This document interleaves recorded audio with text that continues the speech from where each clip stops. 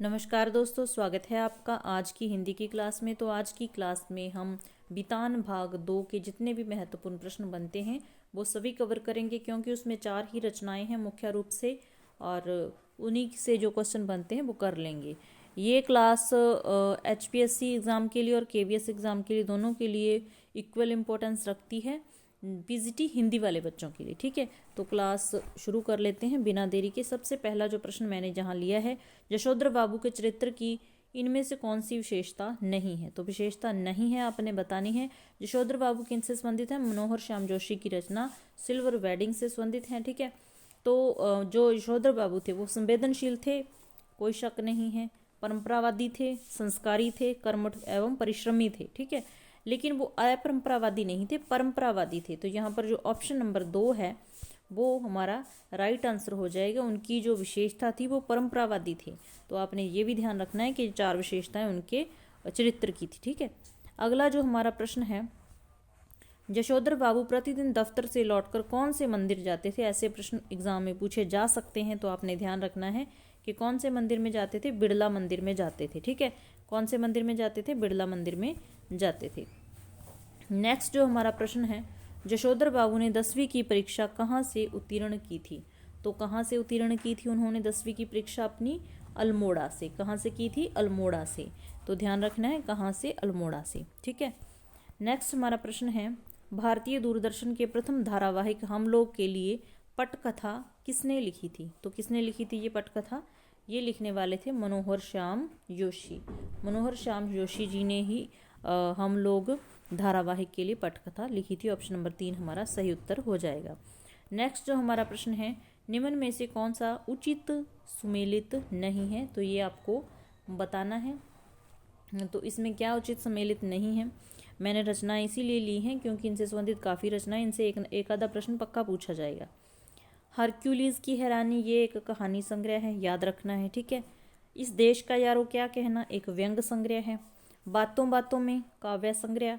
पश्चिमी जर्मनी पर उड़ती नज़र, संस्मरण संग्रह। तो ये तो तीनों ही सही है। अगर हम ऑप्शन नंबर 3 की बात करें तो ये गलत है। ये काव्य संग्रह ना होकर साक्षात्कार लेख संग्रह है। साक्षात्कार लेख संग्रह है, आपने याद रखना है। तो यहाँ पर हमारा राइट आंसर हो जाएगा ऑप्शन नंबर 3। अगला जो हमारा प्रश्न है, इनमें से कौन सी रचना का संबंध मनोहर श्याम जोशी से है। तो उनकी रचनाएं जो मुख्य हैं वो मैंने यहाँ ली है, आपने ध्यान रखना है कौन कौन सी हैं। कुरु कुरु स्वाहा है। ठीक है, क्याप है, कुरु कुरु स्वाहा है, क्याप है। उसके बाद कैसे किस्सा गो है, मंदिर घाट की पौड़ियाँ हैं, एक दुर्लभ, यहाँ पर दुर्लभ आएगा, व्यक्तित्व है। तो ये सारी की सारी रचनाएं मनोहर श्याम जोशी जी के हैं। मोस्ट इंपॉर्टेंट है, ध्यान में रखनी है, इसीलिए मैंने सारी यहाँ पर ले ली और ऑप्शन 6 बना दी। ठीक है, तो ये हो गया हमारा राइट आंसर ऑप्शन नंबर 6, उपरोक्त सभी। ठीक है, अगला जो हमारा प्रश्न है, आत्मकथात्मक उपन्यास जूझ के अनुसार लेखक आनंद यादव को मराठी कौन पढ़ाता था। तो सबसे पहले आपने ध्यान रखना है कि जूझ जो रचना जहाँ पर ली गई है आनंद यादव की, वो एक आत्मकथात्मक उपन्यास के उपन्यास जूझ का कुछ अंश ही लिया गया है। ठीक है, तो ये आपको पता चल गई इसकी विधा क्या है। तो उनको मराठी कौन पढ़ाते थे? क्योंकि जो उन्होंने अपनी शुरुआत की थी मराठी में कविताएं करने से की थी। जैसे उनके अध्यापक उनको मराठी में कविताएं अच्छे तरीके से कराते थे, तो उनका जो आनंद था, मतलब कि उनका इंटरेस्ट था कविता करने में, उन्हीं से ही हो गया था। ठीक है, तो और धीरे धीरे वो खुद से मतलब किस रचना के अनुसार कविता करने लगे थे, खेतों में अपना काम करते कविता करते। ठीक है, तो इस प्रकार से उनके मास्टर जी का नाम पूछा है। तो उनके जो मास्टर थे श्री सौंदलगेकर, श्री सौंदलगेकर थे उनके मास्टर जी, श्री सौंदलगेकर नाम याद रखना है। Option number 3। जो मंत्री नामक मास्टर था वो उनको गणित पढ़ाता था। और चहवाण एक ऐसा मतलब शरारती विद्यार्थी था जो उनको परेशान करता था आनंद यादव को। इनका नाम आनंदा आनंदा था इस रचना में। ठीक है, और बसंत पाटिल एक दुबला पतला सा लड़का था जो काफ़ी होशियार था अपनी पढ़ाई में, उसकी क्लास में। ठीक है, ये ध्यान रखना है, ये चारों नहीं नाम आपने ध्यान में रखने हैं। अगला जो हमारा प्रश्न है, आनंद यादव का जन्म कब हुआ। तो ध्यान रखना है आनंद यादव का जन्म हुआ था 1935 में। अगर मनोहर श्याम जोशी का जन्म पूछ लिया जाए तो भी 1935 ही आपका आंसर होगा। ठीक है, नेक्स्ट हमारा प्रश्न है, आनंदा के पिताजी अपना पूरा दिन बाजार में किसके साथ बिताते थे। तो जो आनंदा था, मतलब कि उसने अपनी 5वीं कक्षा के बाद उसने अपनी पढ़ाई छोड़ दी। क्यों छोड़ दी? क्योंकि उसके पिताजी उससे खेत में काम करवाते थे, सारा दिन उसका खेत में व्यतीत हो जाता था, लेकिन वो पढ़ना चाहते थे। इसीलिए उन्होंने अपनी माता से कहा और किसी दूसरे से, मतलब कि अपनी फरियाद लगाई। ठीक है, दत्ता कोई नाम का बुजुर्ग था, ठीक है, उससे अपनी फरियाद लगवाई और उन्हीं के कहने पर दोबारा वो स्कूल जाने लगे थे। तो जो उनके पिता थे खुद खेत में काम ना करके आनंदा से काम करवाते थे, और आप खुद सारा दिन बाजार में एक रखमा बाई नामक जो थी, मतलब कि उसके पास अपना समय व्यतीत करते थे। तो ये नाम याद रखना है, किसके पास अपना समय व्यतीत करते थे? रखमा बाई।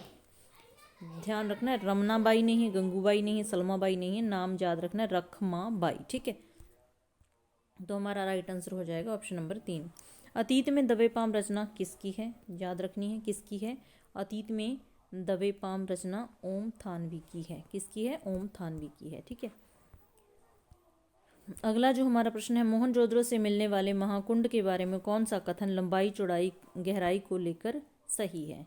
तो यहाँ पर जिक्र किया गया है मोहनजोदड़ो और हड़प्पा का, और मोहनजोदड़ो में जो स्नानागृह हम कह देते हैं वो मिला महाकुंड कह देते हैं, तो उसकी लंबाई चौड़ाई बता रखी है। एग्जामिनर का कुछ पता नहीं होता, पूछ सकता है, तो आपने ध्यान रखना है कि उसकी लंबाई चौड़ाई गहराई का क्या अनुपात था। तो यहाँ पर राइट आंसर हो जाएगा 40-25-7, यानी कि लंबाई थी 40 और चौड़ाई थी 25 और गहराई थी 7 फीट। ठीक है, जो नेक्स्ट हमारा ऑप्शन है, क्वेश्चन है, कौन सा शहर मोहनजोदड़ो की शैली पर बसाया गया है? तो जो चंडीगढ़ शहर है, क्योंकि जो मोहनजोदड़ो शहर था उसके जो मतलब घरों के दरवाजे थे मुख्य सड़क पर ना खुल के पीछे की ओर खुलते थे। तो इसी प्रकार से इसी शैली के आधार पर जो हमारा चंडीगढ़ है उसको बसाया गया है ली कार्बूजिए ने। ठीक है, ली कार्बूजी ने। ठीक है, तो यहाँ पर जो बात मतलब कि हमारे लेसन में आई है वो हमारे लिए इम्पोर्टेंट हो सकती है। तो यहाँ पर चंडीगढ़ शहर का जिक्र आया है, तो आपको ध्यान रखना है कि मोहनजोदड़ो की शैली पर बसाया गया नगर चंडीगढ़ है। ठीक है, जो हमारा अगला प्रश्न है, ओम थानवी जी 1980 से 1999 तक 1980 से 1989 तक 9 वर्ष कौन सी पत्रिका में रहे?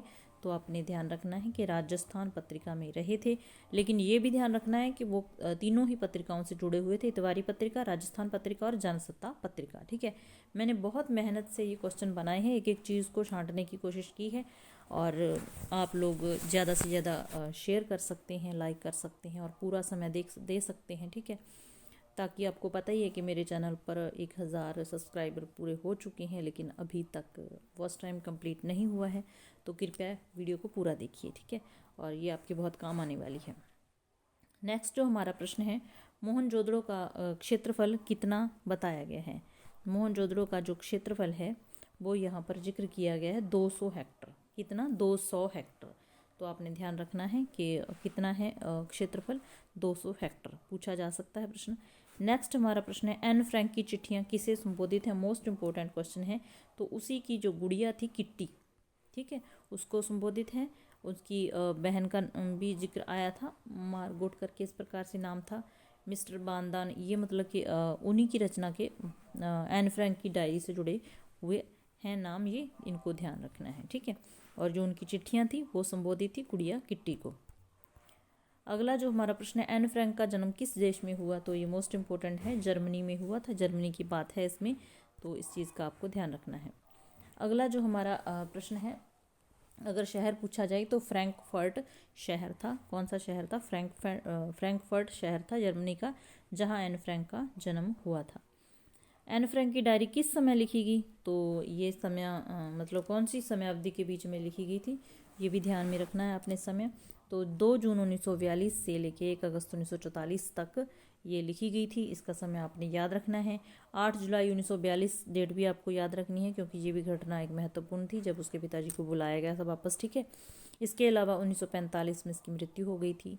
तो इतनी सारी डेट्स आपको याद रखनी है। तो ये थे हमारे आज के क्वेश्चन। मुझे लगता है अगर के बितान भाग 2 से अगर कोई क्वेश्चन पूछा जाएगा तो इससे मिला जुला आपको मिल सकता है।